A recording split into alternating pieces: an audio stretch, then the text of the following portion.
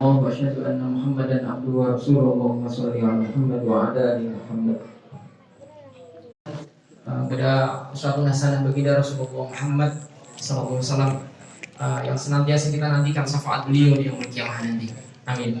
Bapak dan Ibu yang rahimakumullah, malam hari ini sesuai dengan jadwal yang telah kita sampaikan kepada panjenengan semuanya di kajian sebelumnya maupun yang sudah kita share di beberapa grup kajian, kami hadirkan pembicara beliau Ustaz Mas'ud Izul Muzahid NC, ya, beliau pimpinan redaksi majalah An-Najah, yang nanti akan menyampaikan materi yang mungkin insyaallah sudah kita tahu bersama ya di poster kami, ya, terutama untuk bekal kita di akhir zaman, ya, bekal kita di akhir zaman seperti ini. Materi yang insyaallah bisa memberikan wawasan buat kita, ya, tentang Hujjah Fir'aun, ya, kontemporer dalam refleksi Al-Quran Karim. Ya, sekali lagi mohon nanti bisa diikuti kajian kita, mudah-mudahan kita semuanya mendapatkan pencerahan khususnya materi yang berkenaan dengan malam hari ini. Kemudian yang kedua, Bapak Ibu jemaah rahimakumullah, seperti yang berkali-kali kami sampaikan mulai di kajian kita di aula atau di kompleks, ya, di kompleks Musyola Nurul Islam, bahwasanya kajian kita itu bisa alhamdulillah bisa berjalan seperti saat ini dan seterusnya, mudah-mudahan itu sekali lagi karena kedisiplinan kita. Sekali lagi saya sampaikan kedisiplinan kita dalam menerapkan protokol yang menjadi kesepakatan kami, Bapak Ibu, ya, menjadi kesepakatan kami dari panitia, dari turis dengan pihak aparat. Jadi dalam hal ini adalah TNI dan Polri. Sehingga saya mohon dengan sangat mohon dijaga apa-apa yang sudah menjadi kesepakatan kita sehingga kajian kita bisa berjalan, ya, tetap bisa berjalan seterusnya, ya, seterusnya. Walaupun jamaah kita banyak, beliau-beliau dari alhamdulillah ini di belakang ada bapak dari kepolisian, dari kita juga, ya, dari Kodam alhamdulillah Subarawo.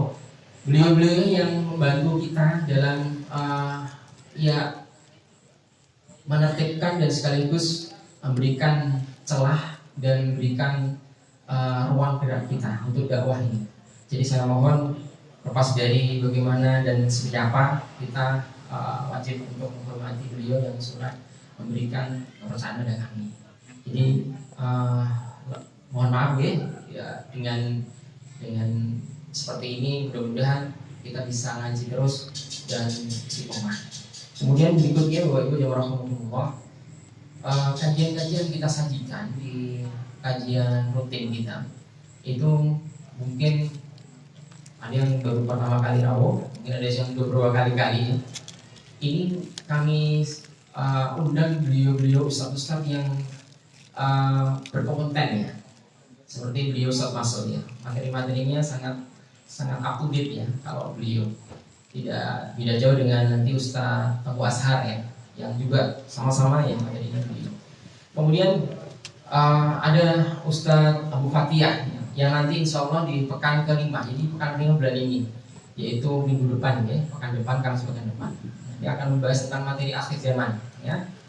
Kemudian nanti ada Ustaz Imtihan Syafi'i, insya Allah nanti di pekan pertama, ya, pekan pertama bulan November, ya, beliau Ustaz Imtihan Syafi'i. Pekan kedua di bulan November nanti insya Allah ketemu dengan Ustaz Tengku Ashar, ya, dan seterusnya nanti akan kita sampaikan secara bertahap di setiap pertemuan.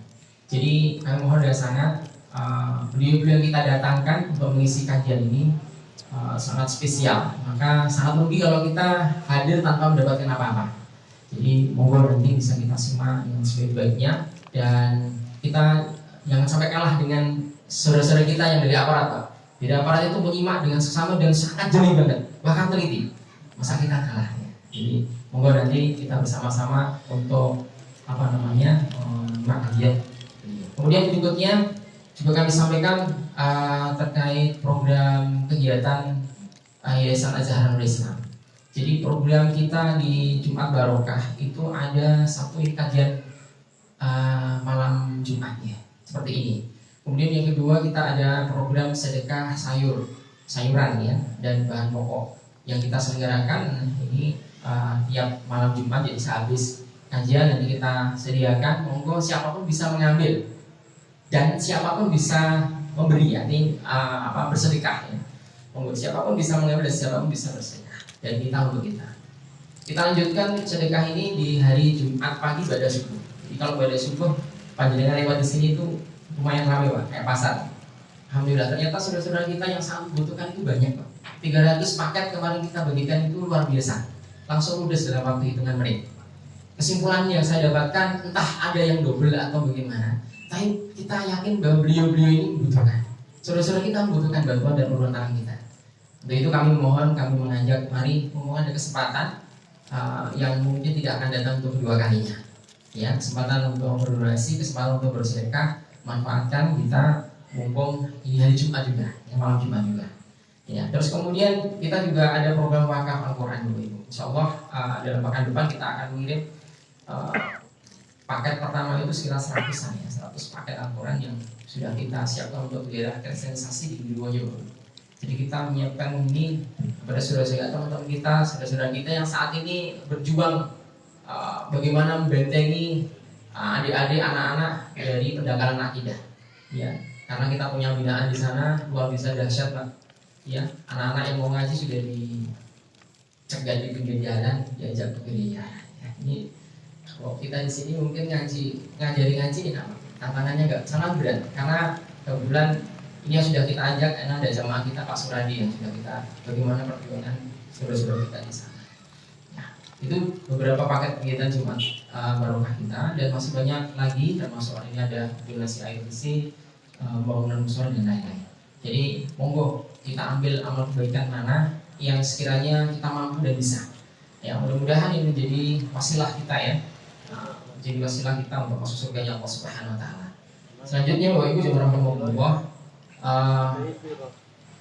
untuk malam ini karena kita sepakat dengan aparat bahwasanya kajian kita selesaikan jam 9 Ustaz. Ya, jadi apapun yang terjadi jam 9 selesai. Biar kita juga bisa pertanggungjawabkan dengan berbagai pihak. Ini itu yang kami sampaikan, beberapa hal dari kami. Sekali lagi kami mengajak pada saudara-saudara kita semuanya di malam Jumat ini kita manfaatkan kesempatan yang terbaik, yang istimewa ini kita gunakan untuk thalabul ilmi, kita gunakan untuk beramal soleh. Mari kajian pada malam hari ini kita buka dengan bacaan basmalah. Bismillahirrahmanirrahim. Selengkapnya kami persilakan kepada beliau Ustaz Maskur Izul Zaid Yansi. Ustaz,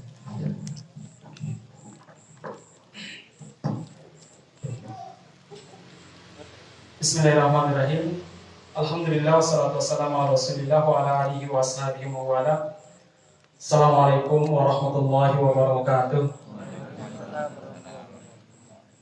Innal hamdalillah nahmaduhu wa nasta'inuhu wa nastaghfiruhu wa na'udzu billahi min shururi anfusina wa min sayyiati a'malina may yahdihillahu fahuwal muhtad wa may yudlilhu fala hadiya lahu. Asyhadu an la ilaha illallah wa asyhadu anna Muhammadan abduhu wa rasuluh. Allahumma salli wa sallim ala nabiyyina Muhammadin wa ala alihi wa ashabihi wa wala. Rabbi shrah li sadri, ya Allah lapangkanlah dada kami, wa yassir li amri, dan mudahkanlah urusan kami, wahlul 'uqdatam min lisani, dan bebaskanlah segala kesulitan dari lisan kami, yafqahu qawli, sehingga apa yang kita sampaikan bisa dipahami dengan baik. Ya Allah yang senantiasa merahmati kami, rahmatilah negeri ini, rahmatilah teman-teman yang berkumpul di tempat yang berbarokah ini, terutama kepada tuan rumah, kepada para aparatur negara yang telah bekerja sama untuk mengadakan majelis ilmu ini.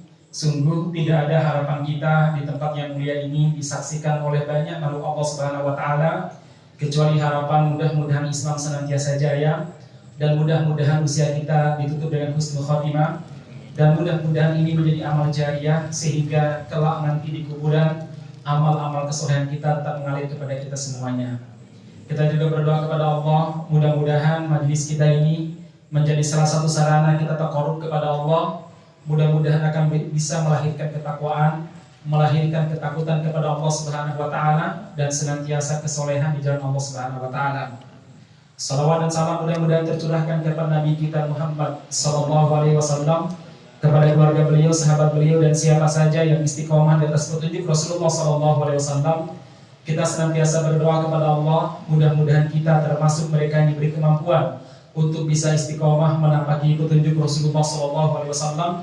Karena sesungguhnya jamaah sekalian, masa di mana kita hidup bukan masa di mana para sahabat hidup, bukan masa di zaman orang tua kita hidup, tapi masa-masa kita penuh dengan tantangan, baik fitnah syubhat maupun fitnah syahwat yang senantiasa menggitar kita dan senantiasa menerkam kita di saat kita lengah. Oleh karena itu senantiasa kita berdoa kepada Allah, ihdinas siratal mustaqim.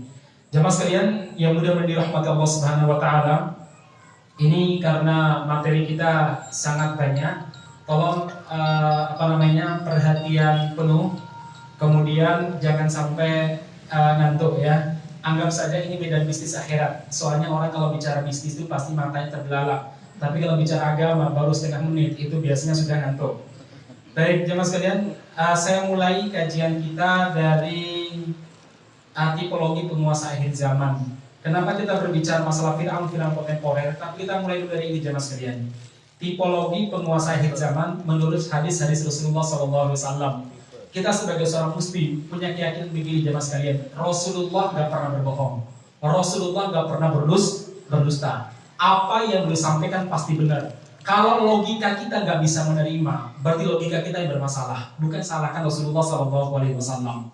Jemaah sekalian, kalau seandainya ada hadis menjelaskan sebuah kebenaran bertentangan dengan kita, berarti yang kita curigai adalah apa? Jangan-jangan ada harta haram yang masuk dalam diri kita sehingga kita bisa menolak kebenaran. Jangan-jangan kita pernah melakukan kemaksiatan yang menyebabkan dakwah Islam tidak sampai ke dalam hati kita.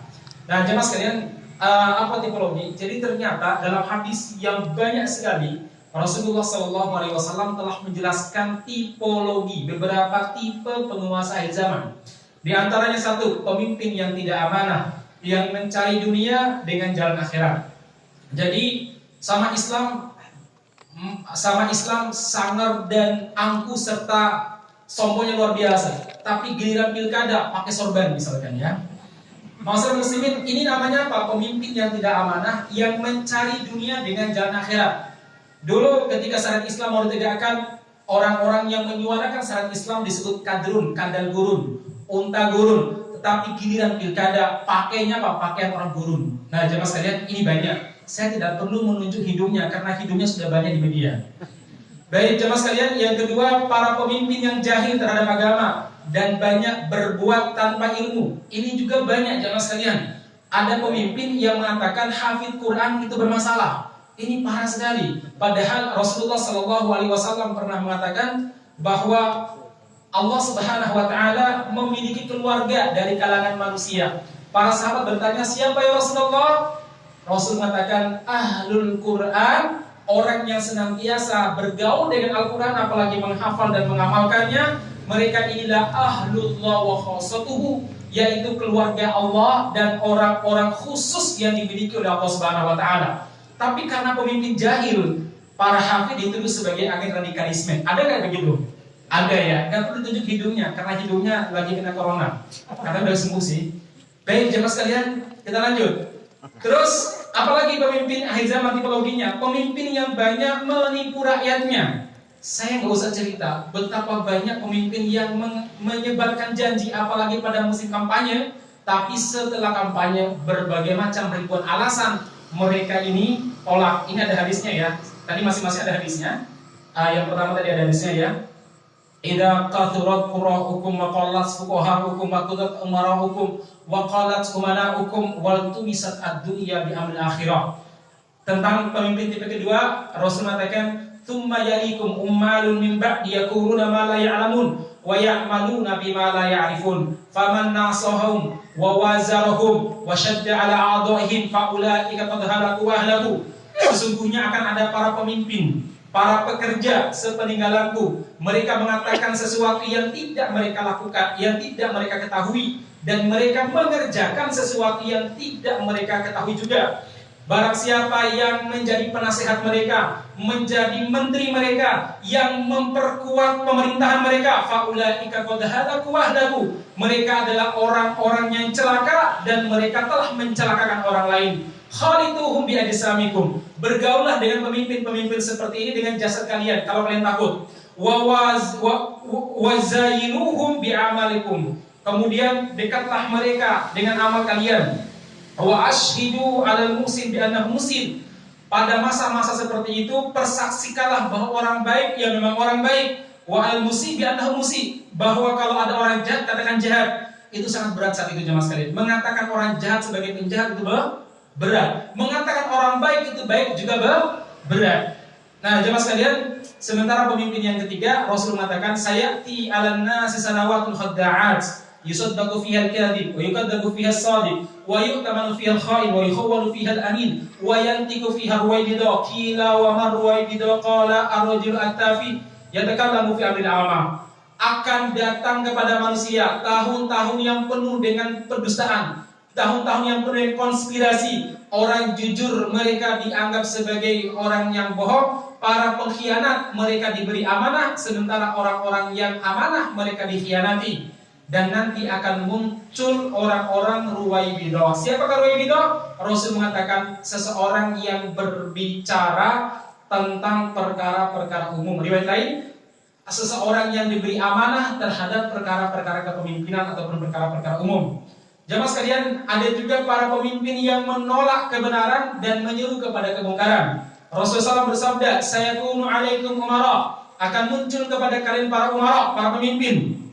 Ya'murunakum bima la ta'rifun. Mereka memerintahkan kepada kalian sesuatu yang kalian tidak ketahui kebaikannya. Wa yaf'aluna ma tunkirun, dan mereka melakukan sesuatu yang kalian ingkari. Falaisa liulaika 'alaikum ta'atun. Pemimpin-pemimpin model seperti ini tidak layak ditaati oleh kalian. Kemudian jemaah sekalian, pemimpin berikutnya para penguasa yang memerintah dengan mengancam dan menekan rakyatnya. Baik, hadisnya silakan dibaca sendiri. Ini wajah-wajah penguasa akhir zaman. Jamaah sekalian, sekarang kita masuk, Ustaz, di antara wajah penguasa akhir zaman seperti apa? Seperti Firaun. Baik, siapakah sosok Firaun? Kita masuk ya jamaah sekalian. Ma'asyiral muslimin yang mudah-mudahan dirahmati Allah Subhanahu wa taala. Firaun yang kita lihat wajahnya yang di bumi ini jamaah sekalian adalah makhluk yang sangat ingkar kepada Allah Subhanahu wa taala dengan berani mengatakan ana rabbukumul a'la. Aku Rob pengatur, penguasa yang berhak mengatur. Rob itu artinya apa? Mengatur. Namanya disebut, maka TK disebut apa? Tarbiyah. Itu mengatur namanya. Seorang mu'alim yang mengatur murid namanya murabi dari kalimat Rob. Rabbul alamin, ana rabbukumul a'la. Itu artinya apa? Aku adalah pengatur yang tinggi. Artinya konstitusi yang aku buat lebih tinggi daripada ayat suci. Nah jemaah sekalian, ini Firaun. Nah maksud muslimin, Firaun ini kita kaji karena Firaun itu akan bermunculan. Allah Subhanahu wa taala berfirman, "Falamma asafuna taqamna minhum fa'aghraqnahum ajma'in." Faja'alnahum salafan wa mathalan lil akhirin. Maka tak kala mereka Firaun dan kaumnya membuat kami murka, kami menghukum mereka, lalu kami tenggelamkan mereka semuanya di laut, dan kami jadikan mereka sebagai pelajaran dan contoh bagi orang-orang yang kemudian salafan. Ada kalimat salaf di sini. Sebagian para ulama mengatakan Firaun yang ditenggelamkan pada zaman Nabi Musa akan menjadi salaf pendahulu bagi Firaun-Firaun berikutnya jemaah sekalian. Sebagaimana kita punya salaf, siapa? Para sahabat Nabi, maka kita mengikutinya. Nah, Firaun di kemudian hari akan mengikuti kediktatoran, cara menghukum umat Islam, cara menghalangi dakwah, dan cara memanjakan rakyatnya supaya tetap nyaman dalam kekufuran. Itu pada zaman Firaun Nabi Musa alaihissalam jemaah sekalian. Jadi salaf akan menjadi apa? Pendahulu bagi Firaun-Firaun kontemporer. Maka Allah mengatakan salafau wa mathalan lil akhirin. Baik jemaah sekalian, sedikit biografi Firaun ya.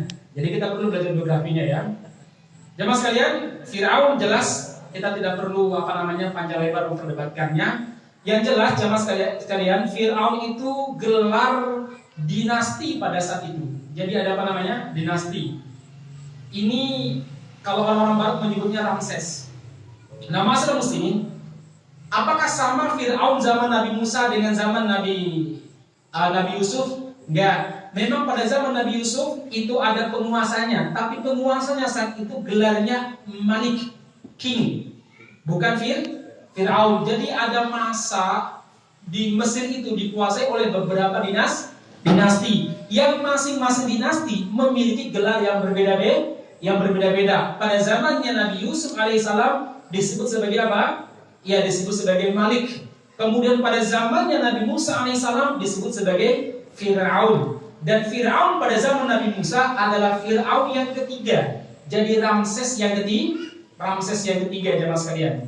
Nah, jemaah sekalian yang mudah dirahmati Allah Subhanahu wa taala, Firaun pada zaman Nabi Musa itu Nabi Musa hidup pada dua fase Firaun. Firaun yang Ramses yang kedua dan Ramses yang ketiga. Firaun yang kedua adalah yang punya istri yang membesarkan Nabi Musa alaihissalam. Sementara Firaun yang berhadapan dengan Musa adalah teman sepermainannya, memang anak daripada raja yang membesarkan Musa alaihissalam. Baik jemaah sekalian yang mudah dirahmati Allah Subhanahu wa taala, dia hidup dan berkuasa kurang lebih 1232 sebelum Masehi, tahun 1232 Masehi, sebelum Masehi. Jadi zamannya udah jauh banget jemaah sekalian. Tapi sampai sekarang muminya masih ada. Baik, ini kalau kita berbicara sedikit biografi Firaun. Bagaimana biografi lainnya silakan dibaca pada presentasi saya nanti ya, saya berikan kepada antum.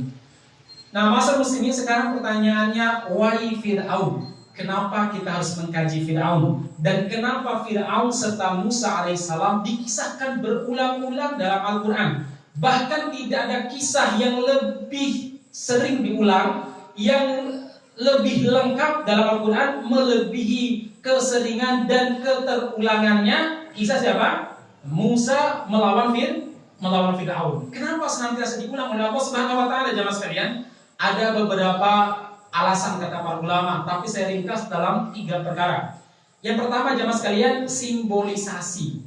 Jadi Firaun itu disimbolkan sebagai pembela kebatilan yang senantiasa menghadang dakwah para nabi, menghadang dakwah para dai di setiap zamannya. Sementara Musa alaihissalam adalah apa? Simbol pembela kebenaran yang biasanya mereka sering terdolimi, terintimidasi, bahkan diperbudak di negeri mereka. Tetapi jemaah sekalian, mereka akan dimenangkan oleh Allah Subhanahu wa taala. Nah, jadi simbolisasi ini penting jemaah sekalian. Nah, yang lebih jelas lagi kenapa terjadi pengulangan kisah Firaun, agar kita ini jelas keberpihakan dan pengorbanannya. Jangan sampai kita salah berpihak. Kita sebut ulil amri, ternyata Fir'auninti ya. Ternyata Fir'aunisme. Itu bahaya jemaah sekalian. Kalau kita berpihak kepada Fir'aun, kita akan melawan tentaranya Musa kontemporer. Karena kita berpihak pada Fir'aun kontemporer. Keberpihakan itu penting. Kenapa? Karena kelak di hari kiamat akan dimintai pertanggungjawaban jemaah sekalian. Rasulullah SAW pernah bersabda, "Man kathura sawada qaumin fahuwa minhum." Siapa yang memperbanyak jumlah suatu bangsa atau sebuah kelompok, maka dia bagian dari kelompok tersebut. Nek sampean memperbanyak jumlah tukang maksiat, Anda dianggap tukang maksiat juga jemaah sekalian. Anda mensupportnya, Anda mendukungnya, Anda termasuk tukang maksiat tersebut. Dalam riwayat lain, Rasulullah SAW pernah bersabda, "Man radiya amala qaumin fahuwa syarikun lahum fi amalih." Barang siapa yang senang, yang ridho dengan aktivitas sebuah kelompok, walaupun dia tidak terlibat dalam aktivitas tersebut, maka dia dihitung membersamai mereka dalam aktivitas tersebut. Kalau dia membersamai atau menyenangi aktivitas kebaikan, yaitu kelompoknya Musa alaihissalam, dalam dakwah, maka dia terhitung mendapat pahalanya walaupun dia nggak terlibat dalam kelompok tersebut. Yang parah adalah kalau yang dia ridho adalah aktivitas Fir'aun. Maka apa? Maka dia akan dikelompokkan bersama dengan Fir'aun walaupun dia nggak terlibat dalam aktivitas tersebut, jamaah sekalian. Nah, ini penting. Jadi pentingnya keberpihakan. Kita pernah mendapatkan kisah yang sangat sering terulang dalam sejarah, yaitu ketika Nabi Ibrahim alaihissalam dibakar oleh Namrud la'natullah alaih. Pada saat itu ada beberapa hewan yang disebutkan. Ada yang mengatakan itu adalah apa? Ada yang mengatakan adalah kodok. Kemudian ada yang mengatakan apa? Nyamuk, ya. Kemudian yang berlawanannya yaitu cicak, ya. Nah, jemaah sekalian, ya mudah-mudahan dirahmati Allah Subhanahu wa taala, cicak meniup terus api yang membakar Ibrahim alaihissalam. Walaupun sebenarnya kadar tiupannya cicak itu nggak berpengaruh seberapa sih. Anda pernah nggak ditiup sama cicak? Nggak terasa sama sekali, jemaah sekalian. Nggak ada pengaruhnya. Tapi itu menunjukkan keberpihakan. Maka Rasulullah SAW memerintahkan kita untuk membunuh cicak. Kenapa? Karena itu fuwaisik, kata Nabi, hewan yang fasik, mendukung Firaun, mendukung Namrud. Padahal dukungnya dikit banget, nggak begitu berpengaruh, ya. Namrud bahkan nggak tahu kalau cicak di pihak dia, jemaah sekalian. Bagaimana gerangannya kalau dukungan kepada pembela kebatilan itu besar sekali. Dana kita keluarkan, fatwa dikeluarkan, siapa yang demo undang-undang omnibus law maka dia khawaris dan bubar dulu. Hati-hati, jemaah sekalian, jangan seperti cicak. Nah, masalah muslimin yang udah dirahmati Subhanahu wa taala, sebaliknya kodok ataupun apa tadi? Semut itu mereka ini mengambil air, kemudian digunakan untuk memadamkan api yang membakar jasadnya Ibrahim alaihissalam. Seberapa sih pengaruhnya? Gak ada pengaruhnya sama sekali. Tapi apa? Kodok ataupun semut itu ingin tahu dan ingin membuktikan di hadapan Allah kepada siapa mereka berpihak. Ya. Penting itu keberpihakan masyarakat muslimin. Itu namanya loyalitas dan disloyalitas. Baik, jemaah sekalian, kita tidak mungkin bisa berpihak kalau kita nggak membaca, mengkaji dengan baik. Yang kedua, jemaah sekalian, relevansi. Jadi setiap zaman pasti ada dua tipe manusia sebagaimana zamannya Musa. Ada pembela kebenaran yaitu Musa alaihissalam, dan ada pembela kebatilan yaitu siapa? Fir'aun dan bala tentaranya. Hari ini jemaah sekalian itu pasti akan ada. Inilah kenapa Fir'aun diulang-ulang. Karena relevansinya dengan kehidupan manusia di setiap zaman dan setiap tempat itu selalu ada, jemaah sekalian. Keterkaitannya itu senantiasa ada. Saya yakin pada zaman Nabi Muhammad ada Fir'aunnya. Siapa? Abu Jahal. Maka ketika Abu Jahal itu terbunuh di perang Badar dan Nabi Muhammad SAW menyaksikan jasadnya, Nabi Muhammad mengatakan, "Hada Fir'aun hadhihi ummah." Ini si Abu Jahal ini Fir'aunnya umat ini, Fir'aunnya zaman Nabi Muhammad SAW. Terus Musanya siapa? Muhammad SAW, jemaah sekalian. Nah, sekarang pasti ada Fir'aunnya dan pasti ada Musanya. Siapa Fir'aunnya? Saya nggak perlu nunjuk. Ya, tapi siapa Musanya? Saya yakin antum insyaallah dan orang-orang yang membela kebenaran itulah Musa zaman sekarang.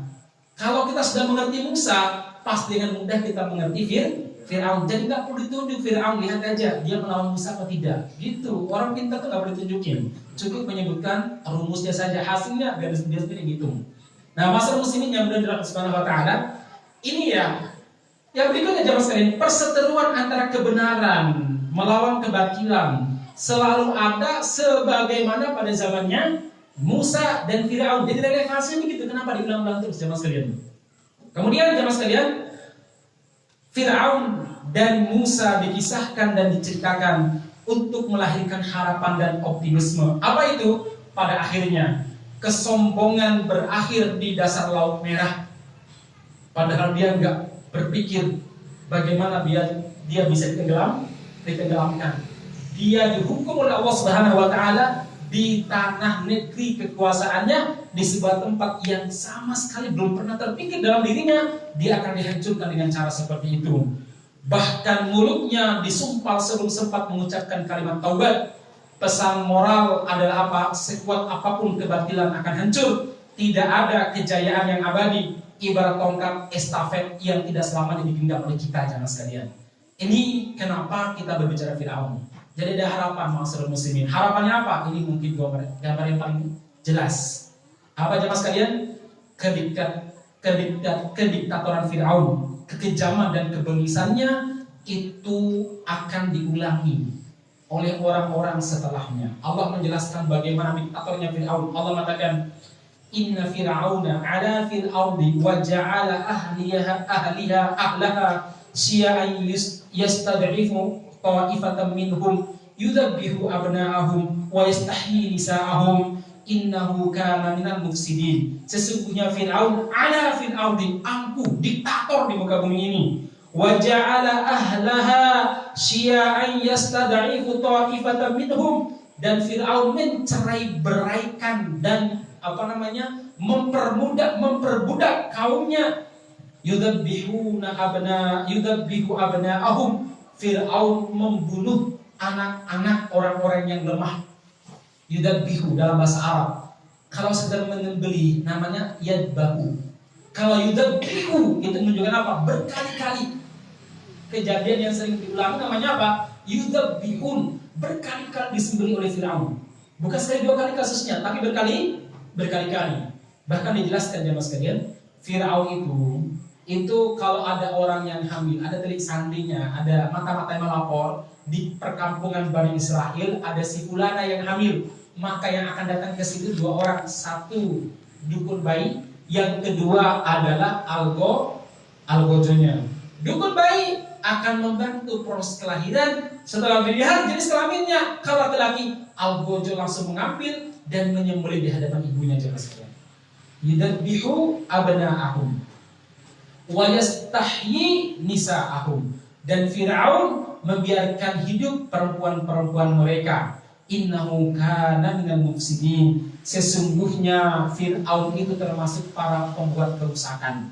Nah, masyarakat muslimin, kemudian kisah Fir'aun juga menjelaskan kepada kita pertarungan kaum minoritas yang tertindas, dan Allah Subhanahu wa taala pun memberi kemenangan kepada mereka dengan jalan yang tidak mereka sangka-sangka. Jadi jemaah sekalian, jangan dikira mereka yang tertindas jumlahnya sedikit, bersuara saja mereka dibungkam, bahkan mereka menulis saja dianggap sebagai kritik yang hate speech dan lain sebagainya. Mereka tidak menang. Enggak, jemaah sekalian. Kalau Allah Subhanahu wa taala menghendaki kelompok kecil, minoritas, tertindas, diperbudak di negeri mereka, itu akan dimenangkan oleh Allah Subhanahu wa taala selama mereka ini percaya kepada Allah, percaya kepada pesan nabinya, dan sekuat tenaga memperjuangkan hak mereka. Allah Subhanahu wa taala akan memberikan kemenangan masyarakat muslimin.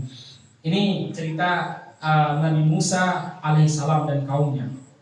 Baik jemaah sekalian, sekarang kita melihat bagaimana sih produk dinasti Fir'aun. Jangan menganggap Fir'aun itu kehidupan rakyatnya serba mencekam. Tidak. Khusus kaum Kibti, yaitu kalangan dia, maka mereka diberi fasilitas yang luar biasa. Coba lihat, Fir'aun itu pada zamannya kekuatan ekonomi dan kekuatan militer itu betul-betul luar biasa. Sampai Allah mengatakan Dzul Autad, itu memiliki kekuatan yang luar biasa, kekuatan militernya. Tapi kekuatan ekonomi dan kekuatan militer yang dimiliki oleh Fir'aun itu dibangun di atas kekufuran. Fir'aun hanya berpusat dan memusatkan dirinya untuk membangun kekuatan ekonomi, membangun kekuatan militer, tapi lupa membangun kekuatan ibadah kepada Allah Subhanahu wa taala. Nah, kalau kayak begitu sampai lupa kepada rakyatnya, lupa kepada hak Allah Subhanahu wa taala, fokus investasi, fokus investor dan lain sebagainya, itu bahaya jemaah sekalian. Nanti akan mirip-mirip rezeki Fir'aun nanti. Kemudian jemaah sekalian, jangan dikira Fir'aun itu pada zamannya infrastruktur itu lemah. Enggak. Justru Fir'aun termasuk orang yang membangun infrastruktur yang luar biasa, sampai uang rakyat dipakai untuk membangun infrastruktur jemaah sekalian. Loh, jangan salah loh. Ya, yang pesat sekali karena ilmu pengetahuan luar biasa. Makanya kalau Anda lihat, itu bayangkan piramid yang tinggi bagaimana dibangun pada masa itu, jemaah sekalian. Kemampuan dalam ilmu kedokteran, yaitu dengan cara apa? Mumi. Bagaimana mereka ini membuat jenazah itu bisa awet dalam waktu yang sangat lama. Itu menunjukkan apa? Kekuatan ekonomi, ya, ilmu pengetahuan dan infrastruktur pada zamannya Fir'aun itu luar biasa, masalah muslimin. Ya, jadi nggak ecek-ecekan. Bukan berarti Musa datang karena rakyat pada miskin tok, enggak. Yang menyebabkan Musa melakukan perlawanan terhadap Fir'aun bukan sekedar karena Musa ini melihat Bani Israel disiksa, tidak sekedar itu. Tapi masalahnya kekuatan ekonomi, kemajuan yang ada pada zaman Fir'aun semuanya dibangun di atas kekufuran kepada Allah Subhanahu wa taala. Musa ingin memperbaiki, di situ masalahnya, jemaah sekalian. Kemudian apa lagi? Kemakmuran pertanian, peternakan yang luar biasa, tapi semuanya melalaikan. Kenapa demikian, jemaah sekalian? Subur Mesir pada saat itu, Sungai Nil mengalir dengan sangat derasnya, dan Fir'aun menguasai sungai Nil. Ya. Jadi jangan disangka dulu orang susah makan pada zaman Fir'aun. Yang susah makan adalah Bani Israel yang diperbudak. Tapi kalangan mereka, klan mereka, suku Kibti itu betul-betul dijamin kehidupannya masyarakat muslimin. Jadi suku pribumi diinjak-injak, ya. Suku Aceng ya, dilayani. Baik, Mas Elias, selanjutnya apa lagi? Kekayaan alam yang melimpah, namun jauh dari syukur kepada yang kuasa. Ini Firaun. Baiknya di sini loh Firaun. Baik dia secara ini, tapi ada hal yang benar catat. Satu, dinasti Firaun dibangun atas pengingkaran terhadap iman dan kekufuran merajalela. Jadi mereka mengingkari iman, mau beriman kepada Allah, tidak mau tunduk kepada Allah Subhanahu wa taala. Yang kedua, dinasti Firaun dibangun atas perbudakan terhadap kaum lemah, terkhusus Bani Israel. Jadi Bani Israel itu hanya sebagai pekerja kasar yang diperkerjakan di tempat-tempat yang dikuasai oleh suku Kibti. Digaji dengan sangat rendah sekali, jemaah sekalian. Per jam mungkin gajinya sampai itu, ya, nggak tahu, mirip nggak dengan Omnibus Law, ya, atau bagaimana, ya. Yang jelas mereka betul-betul nggak diperhatikan. Kemudian selanjutnya apa, jemaah sekalian? Kediktatoran kaum elit kepada mayoritas dan minoritas.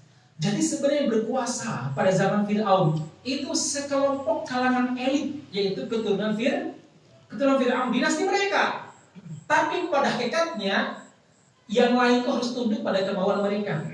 Nah, ini sebenarnya. Kemudian kekuatan media, terutama tukang sihir yang sangat tinggi kemampuannya. Jadi Firaun ini didukung oleh kekuatan militer, didukung oleh kekuatan ekonomi, didukung oleh kekuatan media, yaitu tukang sihir pada saat itu. Anda bayangkan kalau media, ekonomi, militer sudah di tangan seseorang, gimana bisa mengalahkannya? Maka Allah Subhanahu wa taala mengatakan, "Dzul Autad." Firaun itu memiliki kekuatan yang luar biasa dalam masalah tentara. Wajar kalau dia sampai sombong mengatakan, "Ana Rabbukumul A'la." Aku pengatur yang luar biasa. Aku berhasil memanage negara ini, kerajaan ini. Luar biasa. Kekuatan ekonomi, kekuatan media, kemudian kekuatan militer, kemudian perkebunan, peternakan, luar biasa majunya. Sehingga kalau dibayangkan bagaimana melawan Fir'aun itu susah banget. Orang merasa nyaman bersama dengan Fir'aun. Nah, masyarakat muslimin yang berdirahmati Subhanahu wa taala, selanjutnya sabda raja adalah hukum yang tertinggi dan kebenaran yang absolut. Jadi ini undang-undang yang disetujui oleh Fir'aun itu adalah kebenaran absolut, walaupun mungkin nanti mengorbankan rakyat, walaupun mungkin nanti tidak berpihak kepada sebagian kelompok. Maka dia mengatakan ala rabbukumul a'lam. Baik, jemaah sekalian, sekarang kita masuk pada standar kebenaran di mata Fir'aun. Jemaah sekalian yang mudah-mudahan dirahmati Allah Subhanahu wa taala, Fir'aun itu memiliki cara pandang yang berbeda dengan Musa alaihissalam. Kalau Musa benar salah itu tergantung benar salah di mata Allah Subhanahu wa taala. Tapi menurut Firaun beda, benar salah, mulia atau hinanya seseorang itu dari berbagai macam sudut pandang. Kalau Firaun satu, dari sisi kekuasaan. Jadi kalau orang itu punya kuasa, apa yang disampaikan pasti benar. Ya, pasti benar. Jadi kalau pejabat yang ngomong itu pasti benar. Tapi kalau rakyat yang ngomong belum tentu benar. Nah, jemaah sekalian, coba lihat. Wa nada Fir'aunu fi qaumihi qala ya qaumi alaysa li mulku Misra wa hadhihi al-anhar tajri min tahti afala tubsirun. Az-Zukhruf 21. Fir'aun berseru di hadapan kaumnya, wahai kaumku, wahai bangsaku, bukankah kerajaan ini milikku?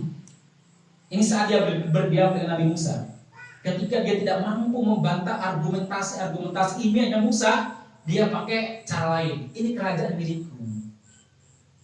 Sungai-sungai yang menjadi sumber kehidupan kalian itu mengalir di bawah pengaturanku. Ikut aku atau ikut Musa ya gak punya kerajaan, gak punya kemampuan memberikan ekonomi yang baik kepada kalian. Ya. Kekuasaan ya mas kalian. Yang kedua apa? Kemampuan komunikasi. Jadi kalau orang gak punya kemampuan komunikasi yang baik, bagi Firaun salah. Kalau orang itu fasih berbicara, entah apa yang dia omongkan, pokoknya benar. Ngomong apa yang paling pintar ngomong benar. Lihat Firaun mengatakan, am ana khairum min hadzal ladzi huwa mahinu wa la yakadu yubin. Az-Zukhruf 52. Ini sekali lagi kalimat ini dikeluarkan oleh Firaun setelah dia beradu argumentasi dengan Musa. Diskusi dengan Musa kalah secara dari ilmiah. Yang sekarang bukan lagi dari ilmiah. Ya, pakai hal-hal yang sebenarnya gak bisa menunjukkan bahwa dia benar. Tapi dia memaksakan cara berpikir seperti ini. Apa dia bilang? Wahai kaumku, menurut kalian, mana yang lebih baik? Aku yang ngomongku jelas, aku yang ngomongku pinter, atau si Musa ngomong saja mahin, gak jelas, layak haduyubin. Ngomongnya itu hampir-hampir gak jelas yang diomongkan. Memang Musa itu ngomongnya gak begitu fasih, beda sama Harun. Maka Nabi Musa alaihissalam ketika diangkat oleh Allah Subhanahu wa taala sebagai nabi, minta kepada Allah agar diutus siapa? Harun juga. Kenapa? Karena Harun lebih afsah, lebih fasih misalnya daripada Musa alaihissalam. Kemudian apa lagi ya mas kalian? Yang ketiga, ukuran kebaikan menurut Fir'aun adalah harta dunia. Apa kata Fir'aun kepada Musa? Falaula ulqiya alaihi asfiratun min dhahab aw jaa ma'ahul malaikatu muqtarinin. Coba aja Musa itu membawa setumpuk emas. Kalau dia orang benar, seharusnya gak miskin. Ya. Kalau dia tuh benar, seharusnya gak miskin. Kalau dia datang dengan segunung emas, atau yang mengawal dia adalah malaikat, aku beriman sama dia. Ya. Jadi standarnya adalah apa? Standarnya adalah harta dunia, jemaah sekalian. Nah, jemaah sekalian, ini sosok cara berpikirnya Fir'aun. Hati-hati, kalau ada yang cara berpikirnya seperti ini, mau dia penguasa apa tidak, ini dari Fir'aun, jemaah sekalian. Kemudian berikutnya apa, jemaah sekalian? Nah, ini begini Fir'aun musuh Islam. Jemaah sekalian, bagaimana Fir'aun menghancurkan Islam? Saya simpulkan dalam beberapa poin. Yang pertama, menghancurkan messenger. Apa itu? Membunuh karakter pembawa pesan. Jemaah sekalian, ibarat begini loh. Ini ada HP ya. Biar pesan itu nggak sampai, hancurkan. Bukan apa namanya?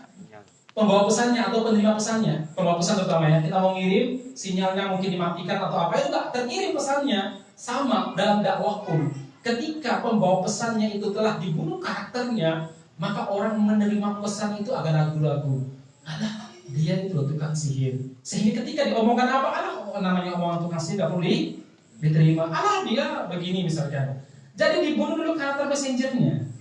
Ini yang terjadi hari ini juga jemaah sekalian. Banyak ulama-ulama yang dikriminalisasi. Itu salah satu caranya apa? Menghancurkan messenger. Jadi bunuh dulu karakter pembawa pesannya. Biar orang itu tidak percaya dengan pesan yang dia sampaikan walaupun berbalut dalil. Tidak mau itu orang. Coba lihat. Wa qala Fir'aun berkata kepada para menterinya, "Daruni aqtul Musa wal yad'u rabbah." Biarkan aku membunuh Musa. Biarkan dia manggil Tuhannya. Kenapa? Itu Tuhannya. Inni akhafu an yubaddila dinakum. Aku khawatir Musa itu akan menghancurkan ideologi kalian. Sama lah, ada orang yang menuduh paling orang lain anti Pancasila, tapi ternyata diselidiki partai dia yang ingin menjadikan Pancasila Trisila, bahkan Eka Sila. Lucu banget, jangan sekalian. Jadi dia menuduh Musa sebagai apa? Penghancur ideologi negara. Jadi pembawa kebenaran di setiap saat akan dituduh seperti itu. Terus au ayyudhiru fil ardil fasad, atau dia akan melakukan tindakan radikal di negeri ini. Jadi dia itu mencoba menghancurkan karakter Musa, biar orang tidak percaya lagi kepada Musa. Begini jemaah sekalian, Anda akan mau menerima nasihat orang kalau Anda percaya kepada orang tersebut. Tapi kalau Anda tidak percaya kepada orang tersebut, katanya walaupun dia berbicara 1 jam, 2 jam di hadapan Anda, alah ngomong kosong gitu ya. Tapi kalau Anda menganggap dia dalam masalah ekonomi, dia pakarnya, 2 menit dia berbicara atau bahkan setengah jam dia berbicara, Anda sanggup membayarnya 2 juta sampai 5 juta mungkin. Kenapa? Anda teras, punya kepercayaan kepada dia. Nah, kepercayaan orang kepada Musa dihancurkan dulu. Jangan percaya sama Musa. Musa itu akan menghancurkan negeri kalian. Musa itu akan melakukan tindakan teror di negeri kalian. Ayo kita bunuh bareng-bareng. Nah, baik. Yang kedua jemaah sekalian adalah apa? Mencacatkan message. Yaitu apa? Kalau tadi membawa pesan, ini pesannya, syariatnya itu dicacatkan. Wah, nanti terjadi kekacauan. Kalau syariat Islam tegak, nanti hancur negara ini. Dia lupa kalau para pejuang negara ini selama 500 tahun mempraktekkan syariat Islam. Dia lupa kalau Pangeran Diponegoro itu berjuang dalam rangka menegakkan Islam. Dia lupa kalau seandainya Pangeran Nuku, Pangeran Babullah yang dikenal sebagai penguasa 7 negeri di daerah Ternate Tidore sampai Fak-Fak Papua, beliau mempraktikkan syariat Islam. Mereka lupa bahwa Departemen Agama itu ada karena Pak Karno ingin memberikan bonus kepada umat Islam, disebabkan ulama-ulama ngalah, negeri ini tidak perlu menjadi negara Islam, tapi umat Islam diberi kebebasan melaksanakan syariat. Karena kebebasan melaksanakan syariat Islam itu dihapus pada Piagam Jakarta, udahlah umat Islam diberi bonus namanya Departemen Agama. Awalnya orang-orang Kristen menolak itu, tapi umat Islam berhak. Ya, ini yang penting jemaah sekalian. Maka kalau ada Menteri Agama mengatakan bahwa saya tidak peduli dengan agama Islam karena saya Menteri seluruh agama, dia lupa sejarah asal muasal Departemen Agama itu bonus untuk umat Islam. Sebenarnya sokok lah, isu protes yang berikan Departemen Agama kepada kalian. Kenapa? Karena satu-satunya agama yang punya syariat, yang perlu ditata, yang perlu dikelola dengan baik itu hanya Islam. Saya tanya, Kristen ada zakatnya enggak? Enggak ada. Ada hukum nikahnya, maksudnya bagaimana fikih nikahnya, enggak ada. Fikih ekonomi enggak ada. Nah, umat Islam semuanya ada dan itu perlu ditata. Maka berdirilah namanya Departemen Agama. Baik. Jadi coba lihat Fir'aun. Falamma ja'ahum Musa biayatina bayyinatin qalu ma hadza illa sihrun muftara wa ma sami'na bihadza fi abaina al-awwalin. Ketika Musa membawa kebenaran di hadapan Fir'aun, apa kata apa kata Fir'aun? Illa sihrun muftara, itu sihir. Jadi kebenaran yang berupa apa namanya? Cahaya yang dikeluarkan dari ketiaknya dengan tangan kanannya, kemudian tongkatnya bisa berubah menjadi ular. Disebut apa? Sihrun muftara. Itu sihir yang dipelajari, yang diwariskan turun-temurun. Itu bukan sebagai kebenaran, ya. Jadi message-nya, pesan itu dihancurkan dulu jemaah sekalian. Apa itu syariat Islam? Apa itu guys? Pokoknya dibuatlah berbagai macam cara untuk mendiskreditkan Islam. Yang berikutnya jemaah sekalian, mengancam pembela kebenaran. Jadi jemaah sekalian, Firaun itu suka mengancam. Kalau sudah habis argumentasi untuk berdiskusi, pakai ancaman. Apa kata Firaun? Qala, ini ketika dia selesai diskusi dengan Musa. Anda kalau lihat bagaimana diskusi Nabi Musa dengan Firaun itu paling seru dalam surah Syu'ara. Mulai dari ayat 9 atau ayat berapa tuh ya. Itu seru sekali diskusinya. Nabi Musa ditanya, Musa, Tuhanmu Tuhan yang mana? Nabi Musa mengatakan, Tuhanku adalah Tuhan timur dan barat. Nah, kata Firaun, ini utusan yang diutus di tengah kalian ini majnun, orang gila. Tapi Nabi Musa gak berpengaruh. Nabi Musa melanjutkan, Rabbukum wa rabbu abaikum awalin. Allah itu Tuhanmu yang menciptakan kamu dan menciptakan nenek moyangmu sebelumnya. Wah, dia bingung, gak bisa berargumentasi. Ya, kemudian Firaun mengatakan, Qala Musa, la in takhadta ilahan ghairi, kalau kamu mengambil Tuhan selain aku, kamu tunduk kepada aturannya, la aj'alannaka minal masjunin, saya akan penjarakan kamu. Ancaman penjara jemaah sekalian setelah kalah argumentasi. Kadang nggak mau debat kalau sudah kalah argumentasi. Kemudian yang terakhir jemaah sekalian, Firaun ini suka mengolok-ngolok dan meremehkan. Dalam sebuah ayat Allah Subhanahu wa taala mengatakan, falamma ja'ahum biayatina idahum minha yadhakun. Ketika datang Musa kepada mereka dengan ayat-ayat dari Allah Subhanahu wa taala dalam Taurat maupun lewat tanda-tanda dari Allah Subhanahu wa taala lewat tangan Musa alaihissalam, idahum minha yadhakun, mereka tertawa ya. Jadi kalau berbicara syariat mereka tertawakan, alah itu hanya urusan orang kandal gurun, unta gurun, apa nih bahasanya, macam-macam lah mereka tuduhkan jemaah sekalian ya, atau orang termarginalkan dan lain sebagainya, mereka kemudian tawakan ya, ketika kita tawarkan kebaikan. Nah, yang paling berbahaya lagi jemaah sekalian, Firaun itu menghadang iman dengan teror, kriminalisasi dan tuduhan konspirasi. Coba lihat, ini dialognya Firaun kepada tukang sihirnya yang kemudian beriman ketika melihat mukjizatnya Nabi Musa alaihissalam. Apa kata Firaun? Qala amantum lahu qabla an adzana lakum. Kok berani-beraninya kalian tidur, kajian ini belum rampung? Gimana? Berani-beraninya kalian tidur sebelum kajian rampung? Enggak. Jangan tidur dulu, sebentar aja ya. Belum sampai 1 jam. Jam 9 kita selesaikan ya. Amantum lahu qabla an adzana lakum. Kok berani-beraninya kalian beriman kepada Musa sebelum aku izinkan? Ini diktator yang luar biasa, mau beriman saja pakai izin. Sama Firaun, ibarat sekarang mau masuk surga saja pakai izin sama Firaun jemaah sekalian ya. Terus dia mengatakan, innahu lakabirukumul ladzi 'allamakumus sihra. Sesungguhnya dialah tokoh kalian yang mengajarkan kalian sihir. Fala uqatti'anna aydiyakum wa arjulakum min khilaf. Yang pertama, dia menuduh. Apa tuduhannya? Bahwa ini adalah permainan sihir. Yang kedua, ancam. Apa ancaman dia?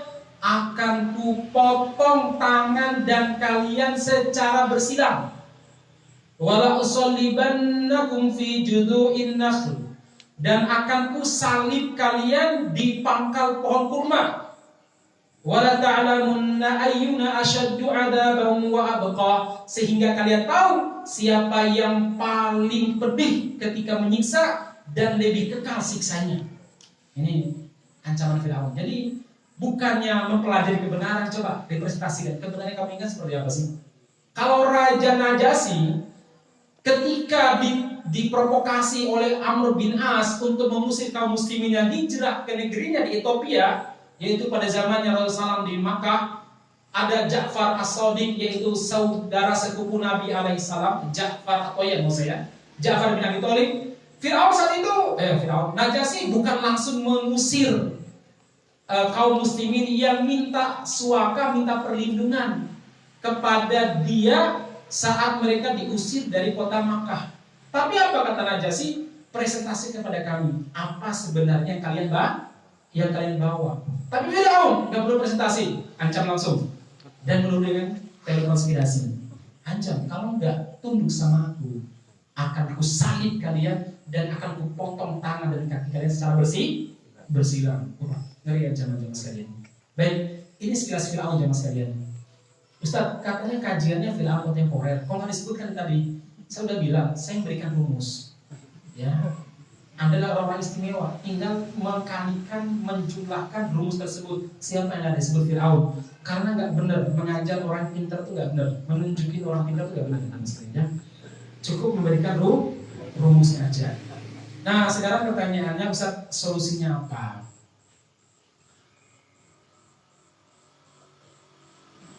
Yang pertama jemaah sekalian, kalau solusi secara pribadi atau solusi sementara ada apa itu? Agar kita selamat bisa istiqomah di tengah fitnahnya Fir'aunisme, itu adalah apa? Ada satu, dekat dengan wahyu Allah Subhanahu wa taala, komitmen. Salah satu bentuk komitmen keistiqomahan bersama dengan wahyu Allah adalah apa? Tilawatul Quran. Ini yang paling nampak yang bisa kita lakukan. Selebihnya apa? Yang melaksanakan hukum-hukum Al-Quran dan Sunnah. Itu bentuk komitmen kita dengan wahyu Allah Subhanahu wa taala. Yang kedua apa? Membentuk komunitas yang soleh atau bergabung dengan komunitas yang soleh. Minimal apa? Membentuk keluarga yang soleh. Syukur-syukur ada pengajian seperti di kampung Anda juga. Ya, jadi itu penting buat membuat kita bisa istiqomah. Yang berikutnya apa? Memperbanyak zikir, terutama kalimat tauhid. La ilaha illallah.